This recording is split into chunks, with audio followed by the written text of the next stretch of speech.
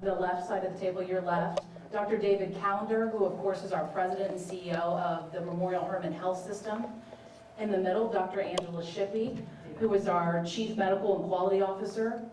On the other side of Dr. Shippey is Dr. John Butler. He's our Medical Director for Infection Prevention, all with Memorial Hermann. At this time, we're going to begin with Dr. Callender. Thank you, Natasha, and thank you all for being here. We as healthcare providers greatly appreciate the work that you've been doing to inform the public about what's happening with the COVID-19 illness around the world, in particular around this country. Obviously, all of us are interested in getting the best information that is available out to the public, keeping them informed while at the same time trying not to overly alarm them. What we want to do today is to talk about Memorial Hermann's experience with some of these patients. We actually are currently treating patients who have tested positive for the disease. We know in Houston right now that there are 8 reported cases. It's not up to Memorial Hermann or the other health systems or other providers to make those reports. It's up to our public health authorities. So they are responsible for the testing and then making the public notifications when a test is positive. We're delivering care, as I said, to some of those patients. The good news is that it seems, based on the experience around the world, that by and large, the COVID-19 disease is a mild to moderate respiratory illness. Most patients actually can be treated at home or can actually self-treat themselves at home. Only when a patient has more severe symptoms are they being asked to present for health care at a hospital or urgent care center or emergency department and the like. So we've seen those patients. We're using the Centers for Disease Control screening guidelines to screen all patients who are coming to one of our facilities.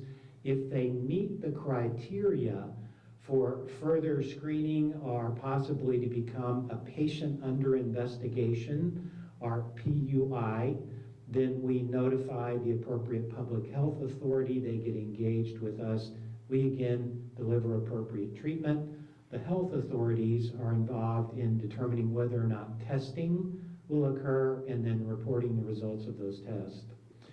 We did report today to our employees that 11 of our healthcare workers suffered a potential exposure in the process of providing care to a patient.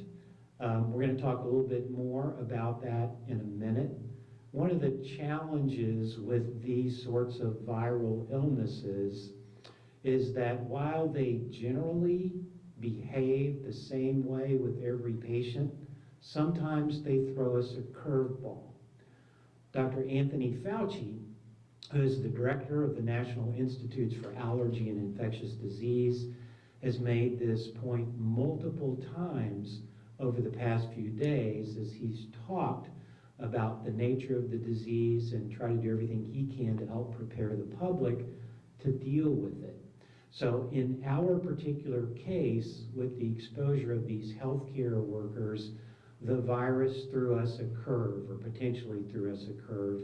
And I'm going to ask Dr. John Butler, who is one of our infectious disease specialists, now to talk a little bit more about that. Dr. Butler? Good evening. I just wanted to walk you through the events about this possible exposure that occurred about a week ago. This patient initially presented, they were having relatively mild gastrointestinal symptoms. At that time, as we mentioned, we did screen the patient. We identified they had gone to Egypt. At that time, Egypt was not on anybody's radar screen as far as a significant risk factor for travel. That patient was subsequently discharged, and then what occurred over the next couple of days is that there was information that came out about the cruise ship that was in the Nile.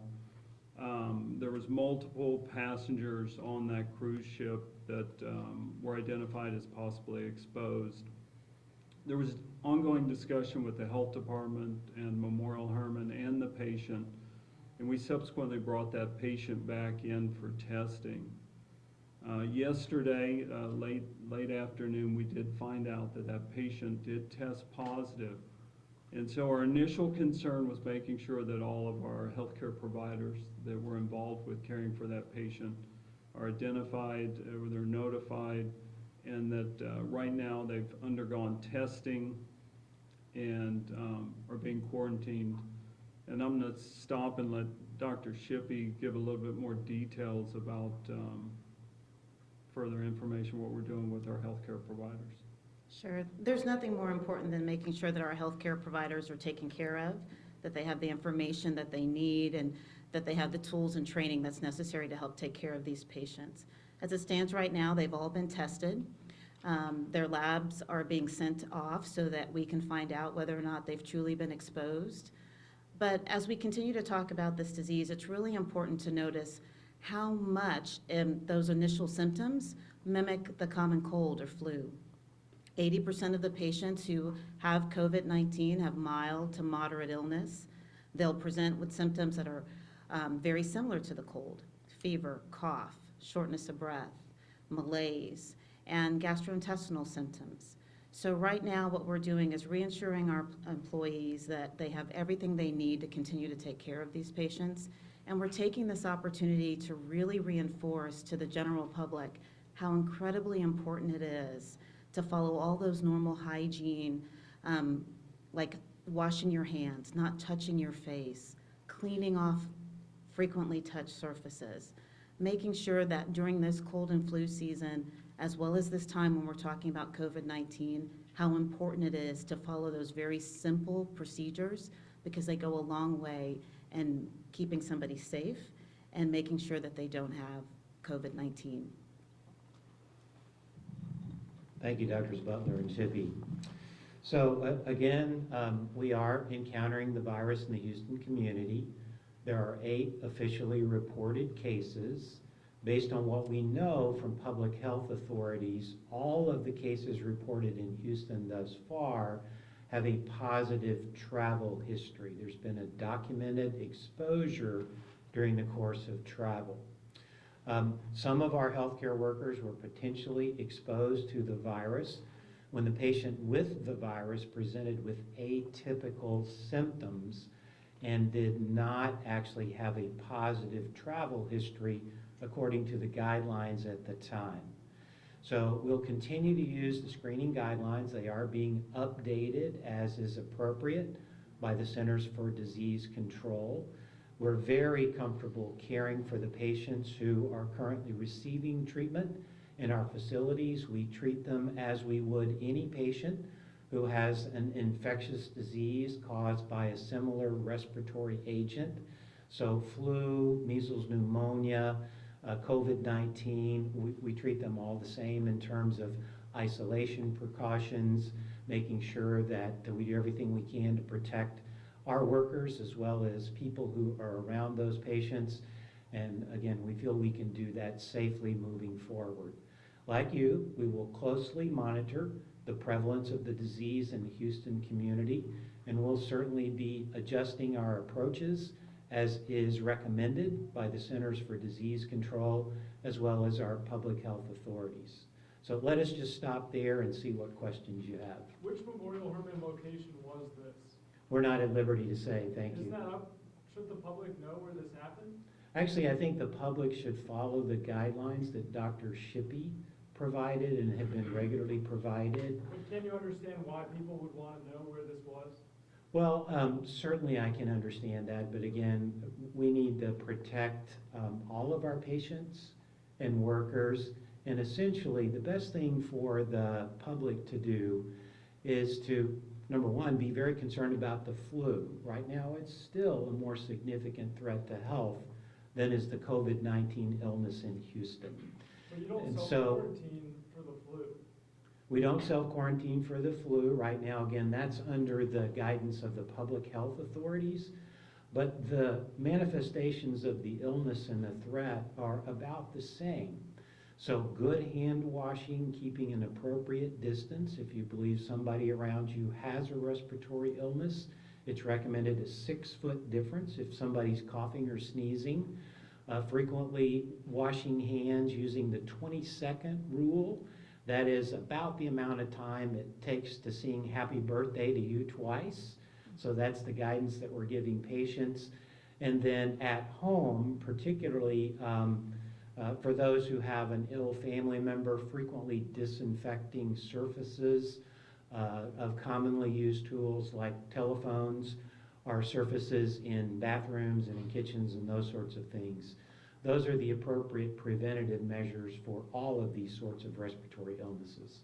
If I could ask you a question, you were talking about this 3-year curve, and I'm trying to get some clarity on what that curve was. Was it because Egypt wasn't on the travel list at that time?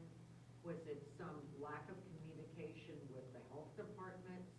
Anything that would have made this not happen with the exposure? I'll let Dr. Butler respond since he's very familiar with the precise screening guidelines. Yeah. Dr. Butler? I think the issue was this patient basically had very, very mild symptoms that were gastrointestinal.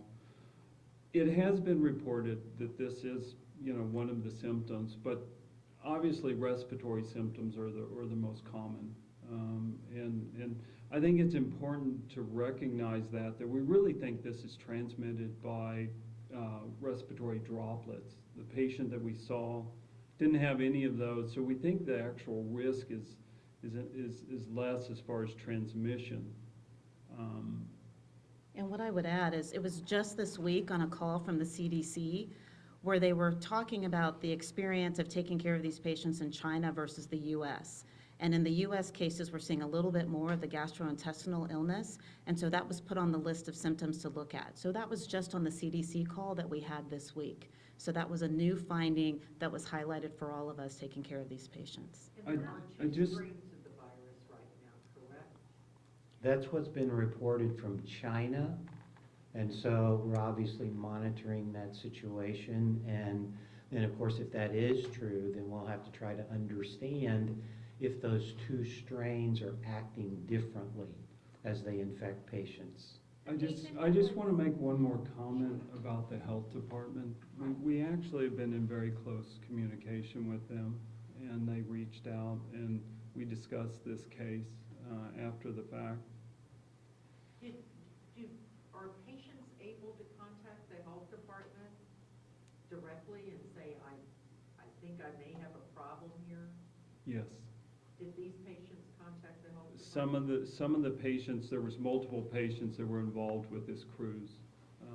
And I know they were in contact with the health department. Did the health department take any action based on those communications with them? Yes. How long have the staff members been in self-quarantine? Since they were notified last night. Last night? How long between when the patient initially was discharged from the hospital and then readmitted, how many days went by between then? It was 3 days. And how many people did that patient come into contact with? I don't have that information. Are there being, steps being taken to investigate? I mean, that could be Yeah, dozens yes, more people. the health department is doing that. Now, one of your staff members is showing symptoms as well? We have staff members that do have symptoms, and those symptoms are very common, very similar to the ones I just told you about that were listed from the CDC. Are they in How many staff self-quarantine or members? are they being cared for in hospital, They're self-quarantined. even though they're showing signs? Right, so I think it's important to remember, that's a really good question. This disease is mild to moderate. 80% of the people with it are taking care of themselves at home with just over-the-counter medications for the symptoms that they're having. But they didn't go into self-quarantine until last night? When they were notified last night. So when we mention mild symptoms, we're talking about just some mild congestion, and this is, here in Houston, it's very common. Doesn't necessarily mean that it's specific for COVID-19. How many staff members have symptoms? 3. When you say healthcare workers, could you define, is it a nurse, is it doctors, could you be more specific?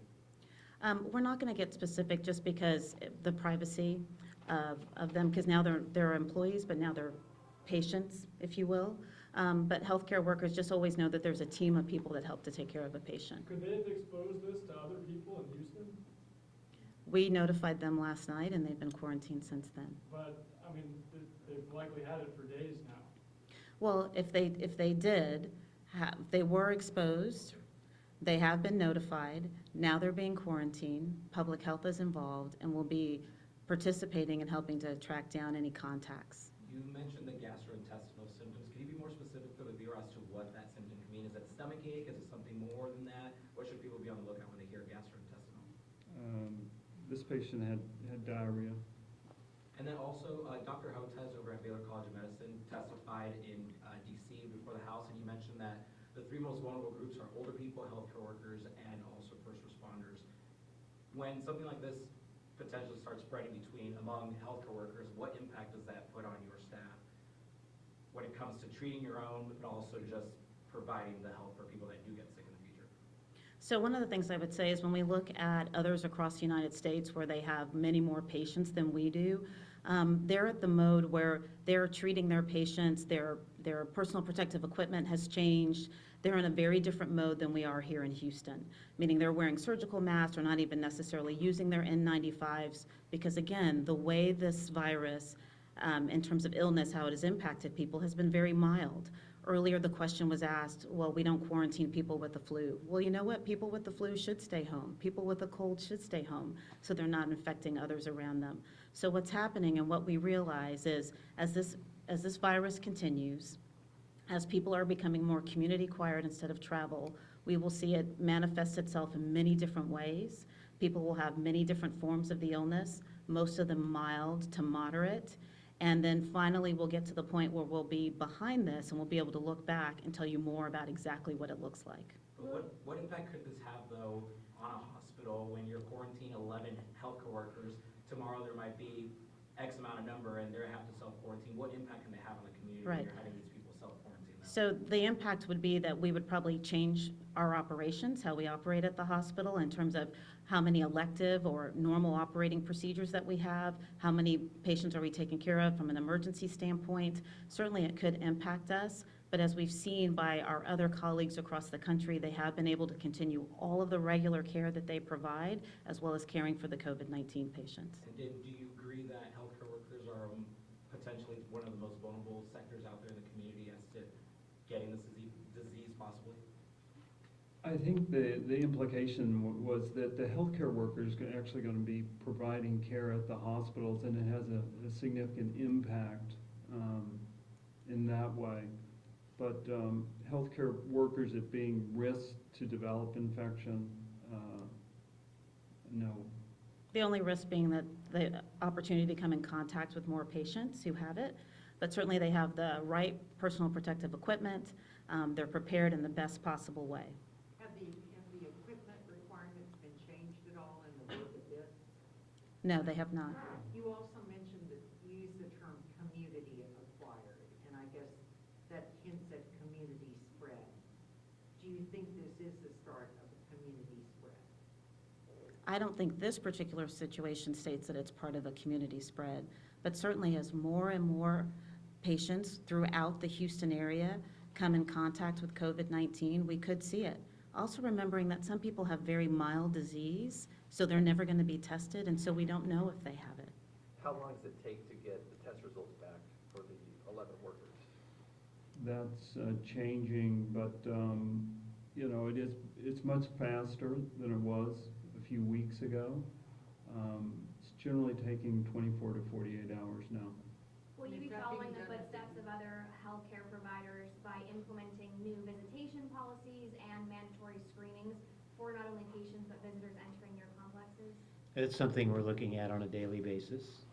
And we know a couple of our colleague institutions around the city have already begun to modify their visitation policies. We're talking to our colleagues. There's a great deal of collaboration among the major healthcare systems in Houston right now. good communication, major providers all talking about these things. So in general, we'll probably all follow the same approaches as we move forward, particularly if there's a broader outbreak in the community.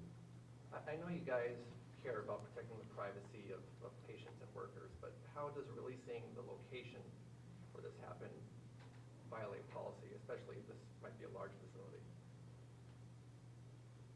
Well, we don't normally come out and tell you exactly where our patients are located, where they are in terms of their illness. We don't normally talk about those things because we want to protect their privacy, and we want to do the same in this situation as well. It appears that they're being treated at multiple of the locations, though, just because of, it says facilities on there. Is that, can that be assumed? Please make whatever assumptions you think are appropriate. We just can't confirm them. And then you mentioned that there's 8 reported cases in the Houston area, and then you guys are treating 1 patient. Can you give us an exact number as to how many patients are being treated by Memorial Hermann out of 8? No, sorry. Can you understand the frustration from people though, wanting to know the location? Because there's a bunch of people on social media asking which hospital this occurred in. Understand, and you all can help us with that. Again, focusing on the nature of the disease, the fact that for most it will be a very limited, mild to moderate respiratory disease. It's not a high-risk situation other than for the high-risk populations, which you all have reported previously. In Well, I fact, think based people on what we know, it seems that a number of people could have the infection and never have symptoms. So people have friends and relatives that might be high risk if they're not. We do understand your questions, and being in the media, I do understand that, but there's a thing called HIPAA, and because of this, they are bound by laws and legalities to answer those questions. And if you were a patient, you would want your privacy kept private, your information kept private, so that's what we have to do in this situation. We're gonna wrap Q&A up right now. I wanted to give you the correct spelling of each name just for your stories later on. David, common spelling, Calendar, Callender. Angela, common spelling, Shippy, S-H-I, P as in Paul, P as in Paul, Y. John, J-O-H-N, and Butler, common spelling. Natasha, can we say that only 1 patient's being treated, just 1 patient at Memorial Hermann? Is that an accurate statement though, or multiple patients? I wanted clarification because at first, it said we're caring for several of those Yeah, patients. so we want clarification on that aspect, because right now it's just 1 patient being treated by Memorial Hermann. I'll leave it at several. We can leave it at Yeah. several. And then Okay. for, And we can- not regarding HIPAA, the timeline is what I'm looking for. So when did this incident happen? When was the patient released? Then they were out for 3 days, they got back in, and then just last night, the healthcare workers were told to self-quarantine. Can you kind of nail down the exact? Yeah, and we can timeline? do that. Just, I'm gonna release these guys and I'll talk with you, and some of those things might need to be addressed by the Houston Health Department as well, our partners over there. So we're gonna help you with the timeline, but we're gonna let these folks get back to their jobs because they have some things they need to attend to. So we really do appreciate it, and we're gonna work to answer your questions. Thank you. Thank you all. Thank you. Thank you.